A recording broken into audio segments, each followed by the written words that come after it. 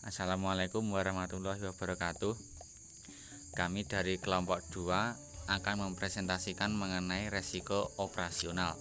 Sebelumnya kami akan memperkenalkan anggota kelompok kami, yaitu yang pertama Ridwan Agus Setiawan Jati, yang kedua Riestiarti Ningrum Ambar, yang ketiga Rifa Nur Kholila Qorinul Fata, yang keempat Rifki Asar Maulana, yang kelima Riki Pratama Putra, yang keenam Rizky Indra Andika, yang ketujuh Rizky Amalia Nur Arifah, yang kedelapan Riza Syahrul Mubarak, yang kesembilan Rizky Septiani Dewi.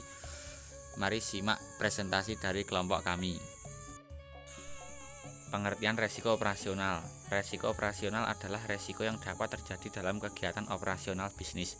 Resiko tersebut dapat muncul apabila ada suatu kejadian yang mengancam kegiatan operasional tersebut.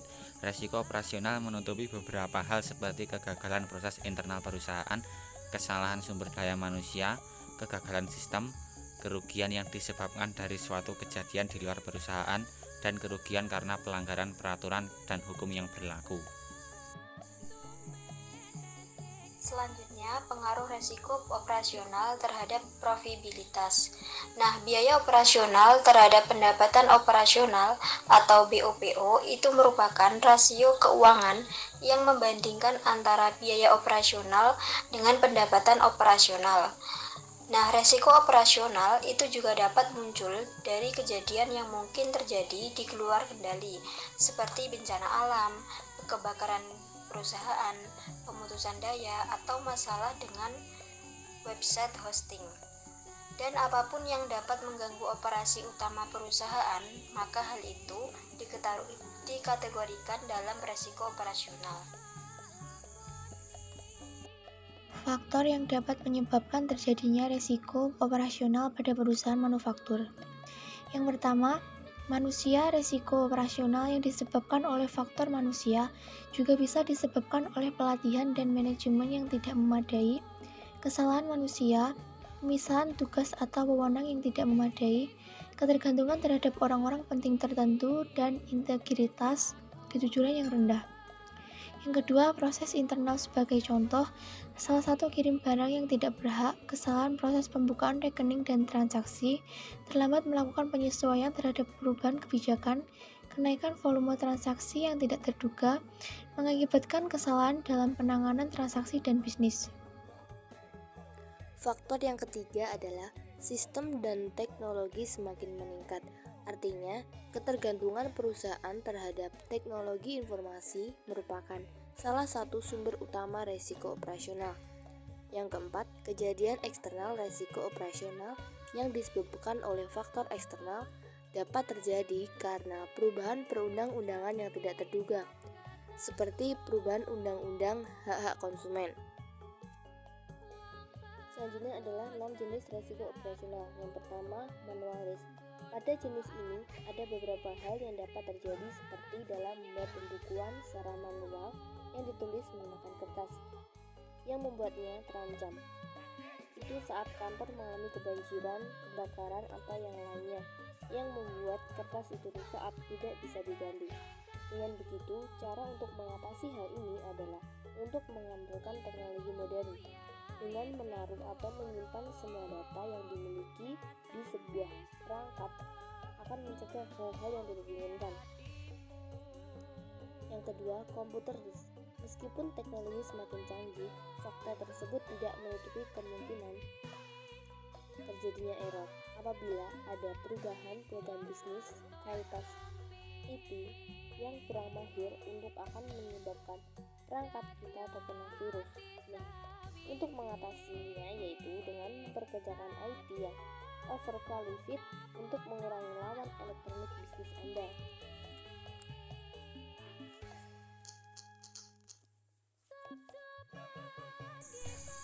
Yang ketiga, pegawai outsourcing. Pada saat kita mempekerjakan pegawai outsourcing, ada beberapa hal yang dapat berakhir dengan salah.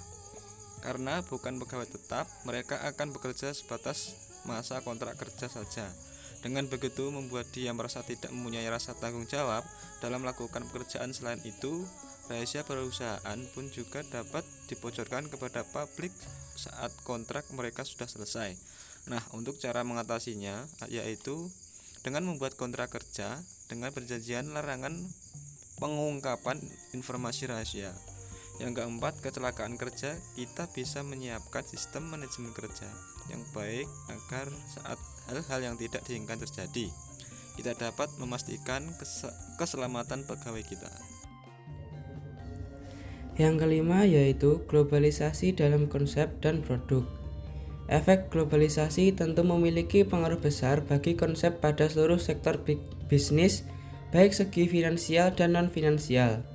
Maka itu, menciptakan konsep produk yang dibuat itu harus bisa mengikuti alur globalisasi tersebut agar dapat diterima di pasaran dengan baik. Setelah itu, kita juga harus mengikuti perkembangan tren dan mengimplementasikan tren yang positif dan cocok untuk bisnis kita. Yang keenam, kesalahan produksi barang dan tidak ada kesepakatan tentang penukaran produk. Mungkin hal ini akan terjadi saat produk yang tidak laku dalam bisnis kita tidak memiliki perjanjian dapat ditukar. Maka bisnis kita akan mengalami kerugian yang tidak diinginkan. Selain itu, saat produk-produk sudah diproduksi dan ternyata ada sisa, maka bisnis kita terpaksa menjual dengan harga rugi atau harga yang lebih murah untuk menghindari masa kadaluarsa. Resiko operasional dapat dibagi dalam beberapa kelompok dengan kategori.